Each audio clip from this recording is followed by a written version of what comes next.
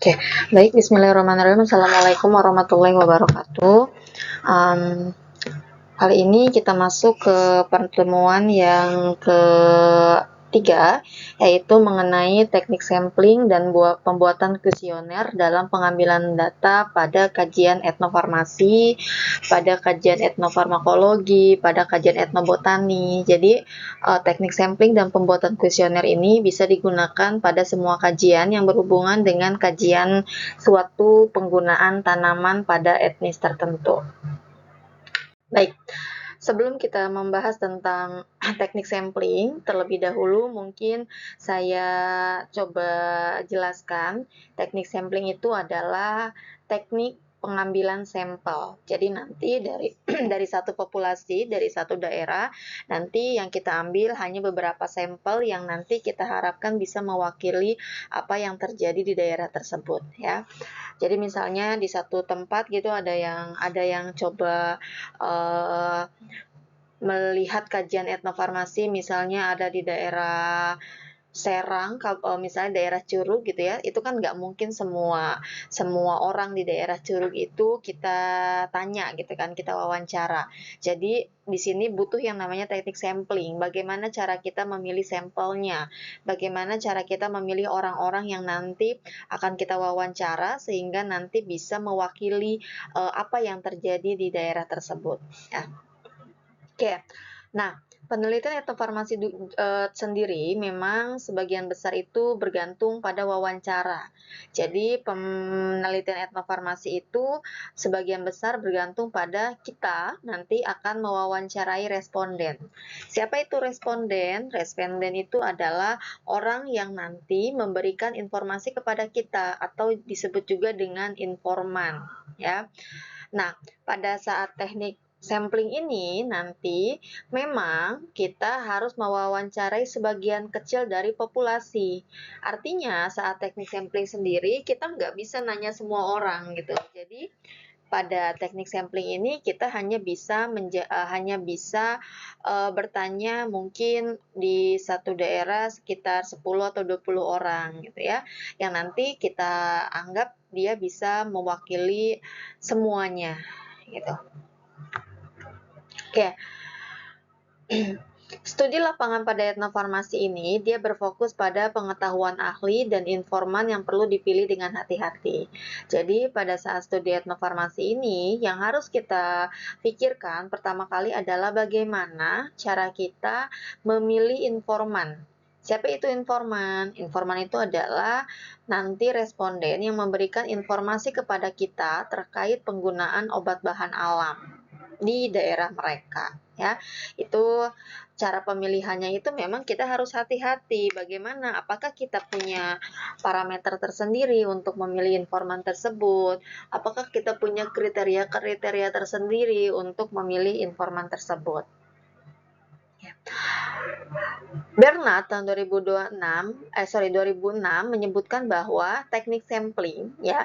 Jadi umumnya teknik sampling pada kajian etnofarmasi itu adalah pada teknik non probability sampling. Jadi cuma dua yang kita gunakan pada teknik sampling kajian etnofarmasi. Yang pertama itu ada snowball sampling dan yang kedua itu ada purposive sampling. Jadi cuma itu saja, tidak ada yang lainnya, ya. Pada kajian etnofarmasi, alur penelitiannya tuh kurang lebih seperti ini.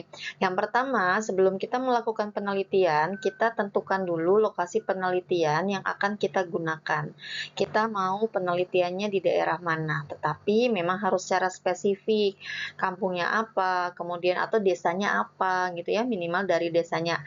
Desa saja, desa apa, kemudian nanti kecamatannya apa, kabupatennya apa. Dan biasanya pada penentuan lokasi penelitian ini memang yang harus ditekankan adalah kita cari lokasi-lokasi yang memang pada dasarnya di kehidupan sehari-hari mereka masih memanfaatkan tanaman untuk pengobatan gitu ya. Jadi pada penentuan lokasi ini jangan sampai nanti kita milih lokasi yang memang sudah modern, sudah menggunakan obat-obatan sintesis yang memang tidak percaya pada tanaman gitu ya. Jadi pemilihan lokasinya ini memang harus berdasarkan pada apakah di tempat tersebut masih menggunakan tanaman untuk pengobatan atau tidak. Oke. Kalau misalnya sudah menentukan lokasi penelitian, seperti kemarin saat saya tanya judul-judul punya teman-teman, itu kan rata-rata sudah menentukan lokasi penelitian. Selanjutnya nanti baru kita akan tentukan informan. Jadi siapa informan itu? Tadi itu yang saya bilang. Jadi informan itu adalah seseorang yang nanti akan memberikan informasi kepada kita. Nah, pada penentuan informan ini berhubungan dengan teknik sampling yang tadi saya katakan. Nanti pada pemilihan informan ini, apakah kita nanti akan menggunakan snowball sampling atau mungkin kita menggunakan purposive sampling. Jadi nanti silakan teman-teman ditentukan saja. Nanti minggu depan kita bahas satu-satu. Nanti saya tanya kira-kira progres setiap kelompok pada penentuan informan ini apa gitu, mau menentukan yang seperti apa. Oke, setelah menentukan informan, selanjutnya kita lakukan wawancara. Jadi langsunglah kita teknik pengambilan data. Wawancara dengan cara nanti informannya ini kita tanya-tanya, kemudian nanti setelah itu kita berikan kuesioner. Dari kuesioner tersebut nanti kita arahkan informan itu untuk mengisi ya. Jadi kita nanti beritahu bagaimana cara mengisinya, tapi jangan sampai nanti kita memberikan pandangan lain gitu, sehingga nanti si informan itu dia memberikan jawabannya yang memang tidak pure dari dia gitu ya. Kemudian jangan lupa juga saat wawancara nanti ada proses dokumentasi. Jadi saat proses wawancara memang wajib kita lakukan pemotretan gitu ya, foto gitu, bukan pemotretan di studio by the way, foto ya untuk menunjukkan bahwa memang pada teknik wawancara itu terjadi. Setelah nanti dokumentasi, hasil kuesioner dan hasil wawancara itu kita analisis data. Analisis data penelitiannya, kemudian nanti kita lihat use value index-nya bagaimana, fidelity level-nya bagaimana, ethnobotanical richness-nya bagaimana, knowledge value index-nya bagaimana, kemudian informan consensus faktornya bagaimana. Nah, ini nanti untuk analisis data ini nanti kita pelajari di minggu depan ya, bagaimana cara pengolahannya. Baik, nah tadi untuk teknik sampling pada kajian etnofarmasi itu yang digunakan kan non probability sampling. Ada dua ya, ada snowball sampling, kemudian yang kedua itu ada purposive sampling. Nanti kita bahas satu-satu bedanya apa. Yang pertama kita bahas dulu mengenai snowball. Baik, saya bahas yang pertama itu ada snowball sampling tadi. Ini salah nih, harusnya snow bukan snow ya, snowball sampling atau bola salju gitu ya. Jadi snowball sampling ini adalah teknik penarikan sampel yang digunakan secara berantai. Jadi yang pertama itu kita mulai dari responden yang sedikit mungkin, kemudian nanti responden ini kita mintai pendapatnya gitu ya. Kita tanya lagi kira-kira habis ini kita minta ke siapa gitu ya.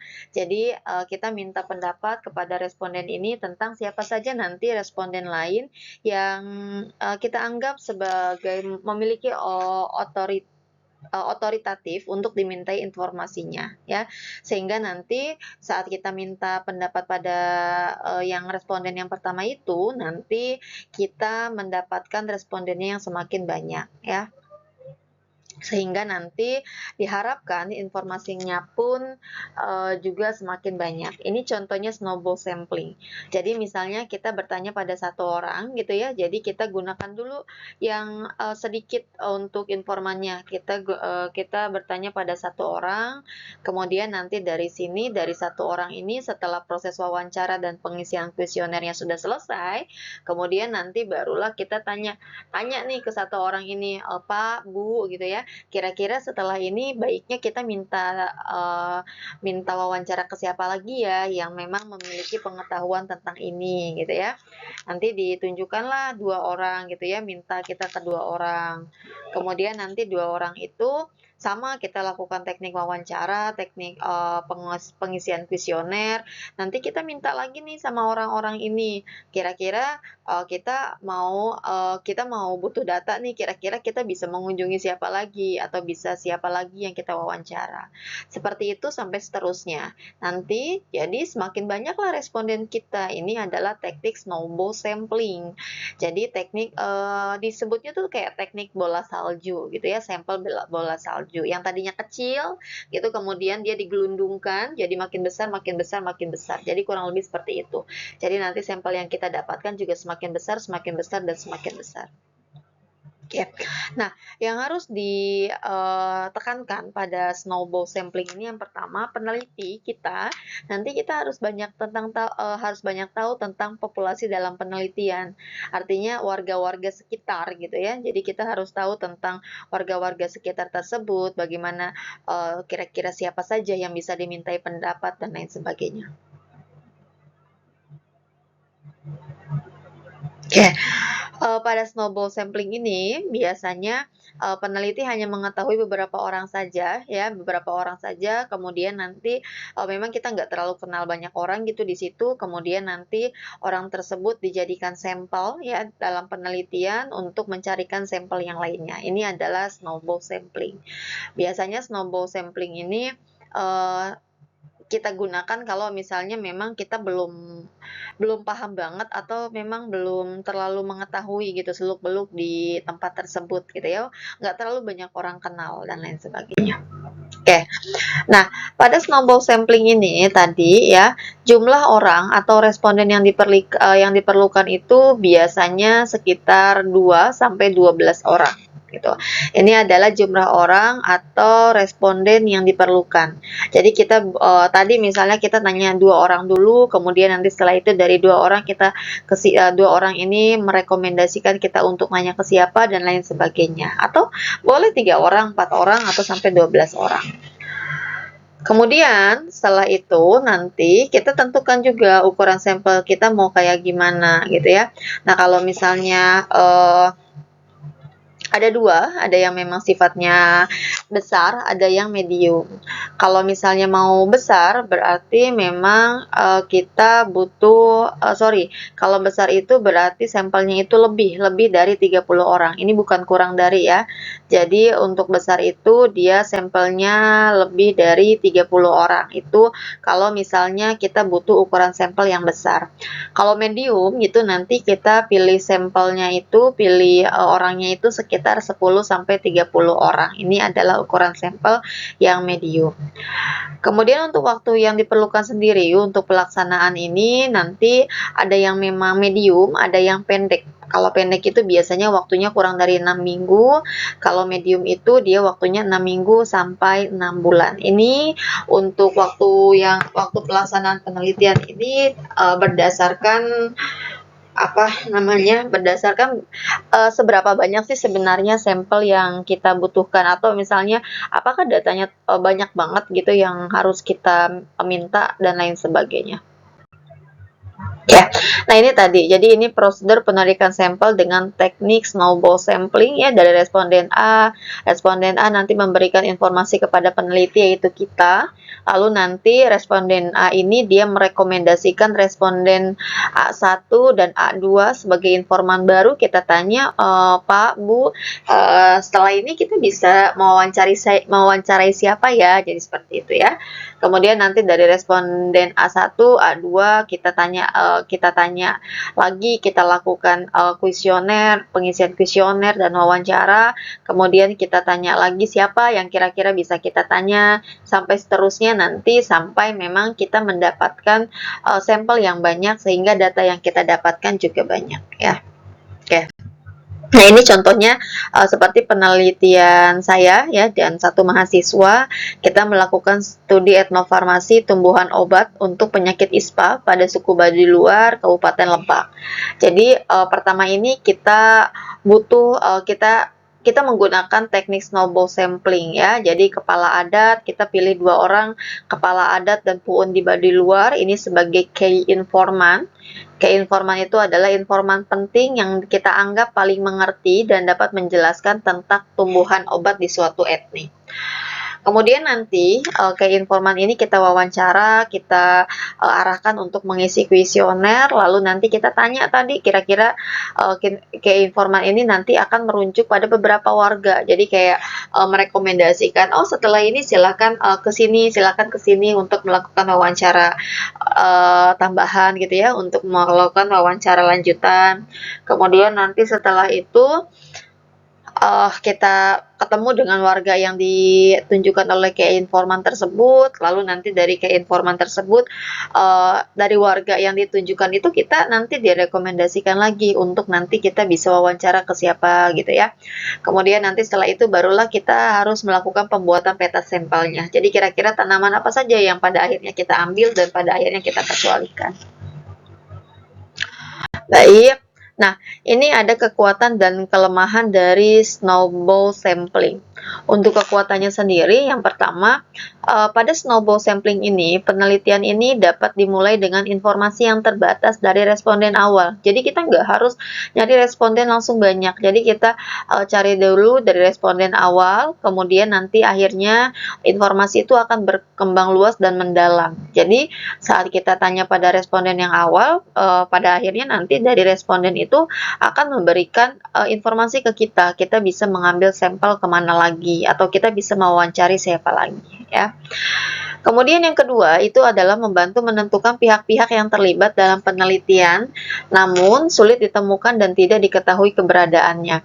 Jadi pada snowball sampling ini kalau misalnya kita sulit untuk menemukan pihak-pihak, untuk menentukan orang-orangnya, karena memang kita belum begitu familiar pada daerah tersebut, memang atau kita nggak ada kenal sama orang-orang di daerah tersebut, memang paling bagus ya kita menggunakan tadi snowball sampling, karena ini akan membantu kita untuk menemukan kira-kira pihak-pihak mana saja yang dalam penelitian ini bisa kita wawancarai gitu ya, sehingga sulit tadi kalau misalnya di satu daerah kita nggak terlalu kenal sama orang-orangnya, itu akan membuat kita sulit gitu loh, kita sulit untuk melakukan penelitian, pendekatan. Jadi kalau snowball sampling ini di satu tempat kita mungkin cuma kenal 1-2 orang saja, ya udah 1-2 orang tersebut yang kita jadikan key informan.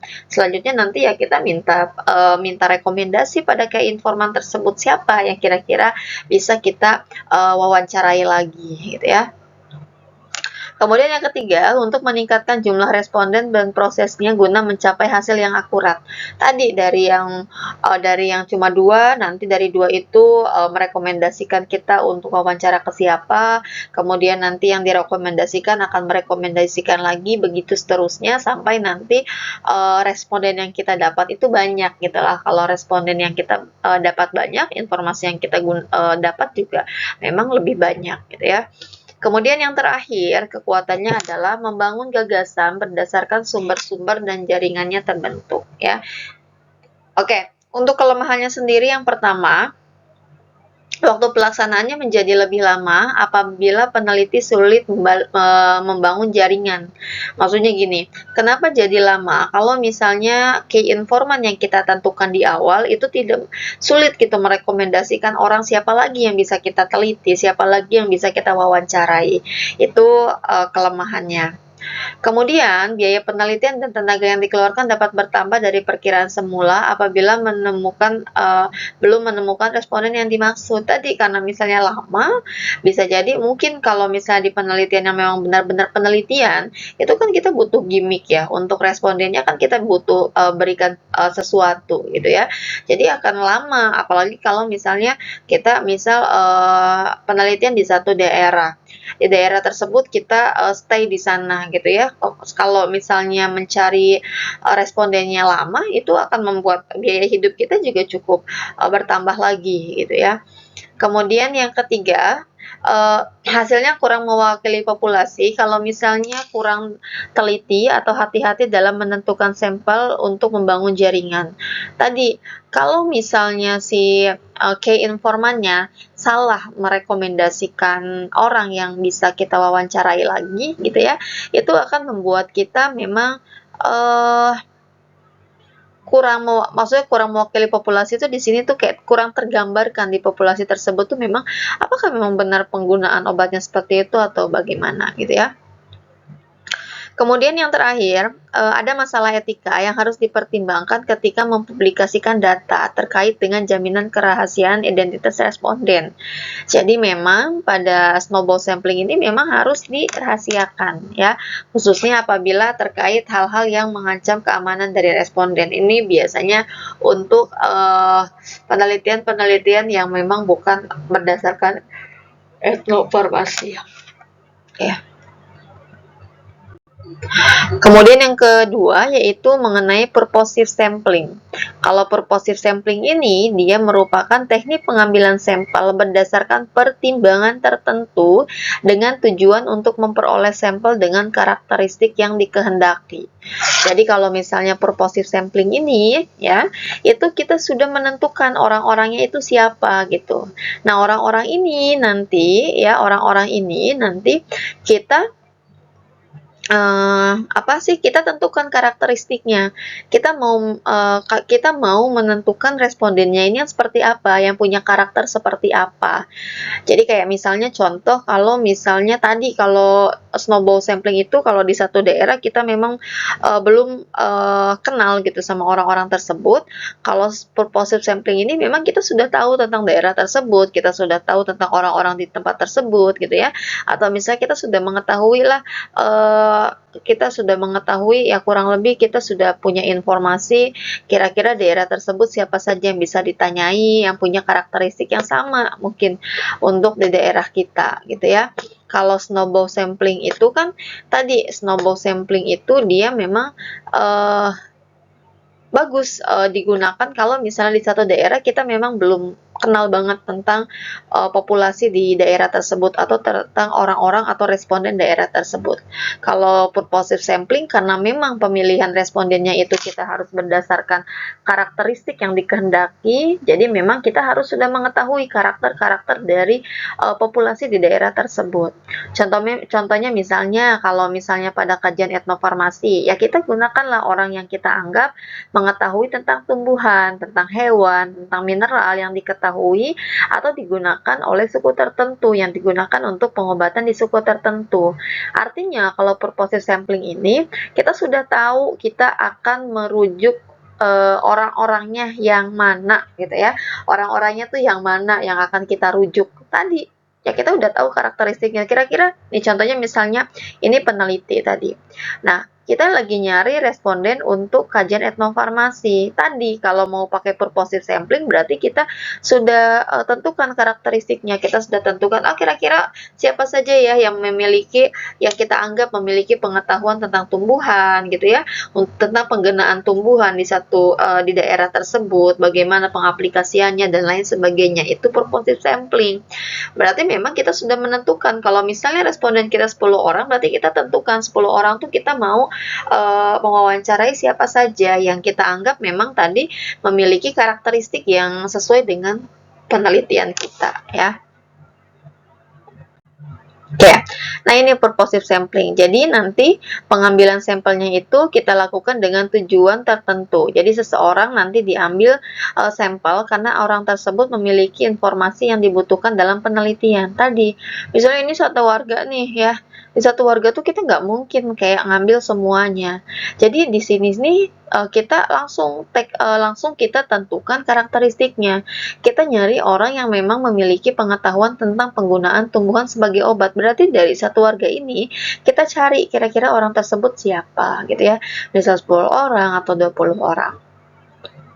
Seperti itu. Itu adalah perbedaan antara tadi snowball sampling dan purposive sampling. Baik, selanjutnya kita masuk ke bagaimana sih cara pembuatan kuesioner dalam kajian etnofarmasi. Berikut saya jelaskan sedikit tahapan pembuatan kuesioner. Langkah yang pertama itu spesifikasi informasi yang diperlukan. Oke, pastikan semua informasi didapatkan seluruhnya untuk menjawab permasalahan. Kita butuh data apa saja, dituangkan dalam kuesioner ya. Kemudian dapatkan target populasi yang jelas. Berarti ini berhubungan dengan teknik samplingnya, kita mau pakai snowball sampling atau purposive sampling.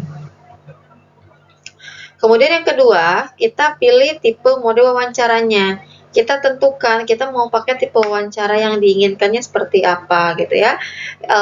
Pemilihan tipe wawancara ini kita pilih yang memang dia tidak membuat si responden itu tidak nyaman. Kemudian yang ketiga, isi pertanyaan secara individual, gitu kan. Nah, pada saat mengisi pertanyaan atau menyusun pertanyaan, kita perkirakan dulu, apakah pertanyaan tersebut perlu? Kalau misalnya tidak terlalu perlu, nggak usah. Kasihan nanti respondennya ngisinya banyak banget ya. Kemudian nanti yang kedua, apakah ada beberapa pertanyaan yang membingungkan? Jadi, tolong nanti saat pembuatan pertanyaan ini kita harus pastikan bahwa pertanyaan kita itu tidak membuat responden bingung sehingga mereka kayak apa nih? Apa nih gitu kan? Kok dia nanya kayak begini dan lain sebagainya. Ya. Kemudian yang ketiga, jangan memberikan pertanyaan yang berisi dua alternatif. Dua alternatif di sini tuh jangan sampai nanti kita memberikan pertanyaan yang kayak yang bingung gitu, responden nih mau jawabnya ini antara jawaban yang satu sama jawaban kedua nih dia sama. Misalnya gini, misalnya kita mau nanya tentang penggunaan tanaman, apakah digunakannya itu secara direbus, apa ya? Oh ya, misalnya gini, pemilihan bahan pada etnofarmasi misalnya, satu tanaman gitu kan, kita nanya nanti, Bapak, Ibu, ini yang digunakan pada bagian mana ya? Misalnya ada rimpang, ada akar gitu ya, atau misalnya ada rimpang, ada ubi gitu ya, itu tuh kayak responden tuh akan bingung, ini bukannya sama aja nih, ini bukannya rimpang, akar gitu, atau ini bukannya sama aja ya, kok kenapa apa yang membedakannya gitu. Jadi jangan sampai bikin pertanyaan yang membingungkan. Oke. Nah, yang keempat, kita harus pastikan bagaimana cara kita memilih kata-kata dalam pertanyaan. Ya, biasanya ada kata siapa, apakah, kapan, di mana, mengapa, bagaimana, dan lain sebagainya ya. Kemudian gunakan kata-kata yang biasa dan mudah dipahami responden. Jadi jangan terbelit-belit, gunakan memang pertanyaan yang seperti biasa kita gunakan gitu ya. Supaya nanti responden tuh tidak terlalu sulit untuk menentukan atau untuk menjawabnya. Kemudian hindari kata-kata yang membingungkan responden, kayak misalnya biasanya, normalnya, seringnya, selalu, kadang-kadang gitu ya, itu jangan sampai ada ya. Atau misalnya gini, kadang-kadang ibu kalau misalnya sakit pakai obat apa ya gitu kan ya, atau langsung aja, ibu kalau misalnya sakit ini pakai obat apa gitu ya. Kemudian yang terakhir, hindari pertanyaan dengan kata-kata yang untuk menuntun responden untuk menjawab jawaban tertentu. Misalnya gini, Ibu di sini kalau sakit pakai tanaman A bukan ya gitu. Itu kan kayak bikin responden tuh untuk bikin jawaban.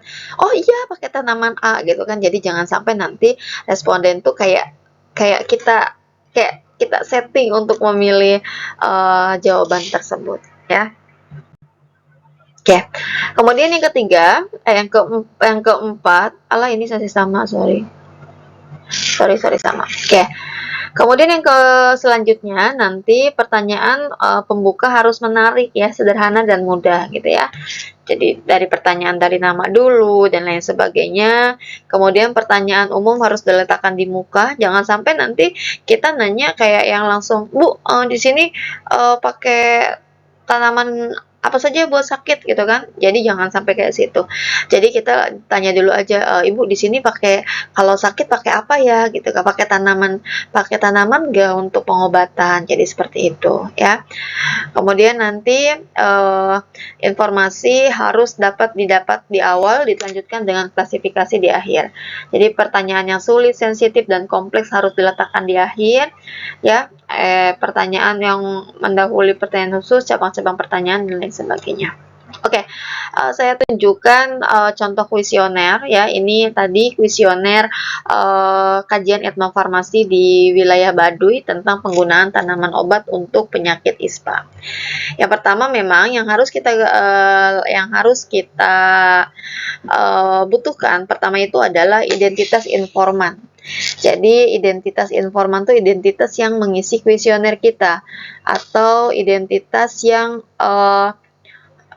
kita wawancara gitu ya. Nama informannya, kemudian berapa tahun, jenis kelaminnya apa, kalau yang kemarin gitu. Kemudian alamatnya apa, karena memang yang alamatnya di mana, sorry. Kalau memang karena memang kemarin itu kita spesifik suku Baduy ya berarti ya ini apakah Anda orang suku Baduy luar gitu ya. Atau kalau misalnya teman-teman kalau misalnya di satu daerah tertentu mungkin bisa diganti misalnya apakah Anda asli masyarakat asli orang kampung bla bla bla bla gitu ya. Jadi jangan sampai nanti kita pilih informan yang memang dia pindahan gitu atau misalnya dia bukan asli orang sana ya. Kemudian barulah kita identifikasi tentang ISPA-nya gitu ya. Jadi pertamanya nanti kalau misalnya ini spesifik pada penyakit tertentu berarti kita langsung tanya misalnya karena saya berhubungan dengan ISPA kemarin ya saya tanya apakah kamu pernah mengalami ISPA, apakah Bapak pernah mengalami ISPA gitu ya.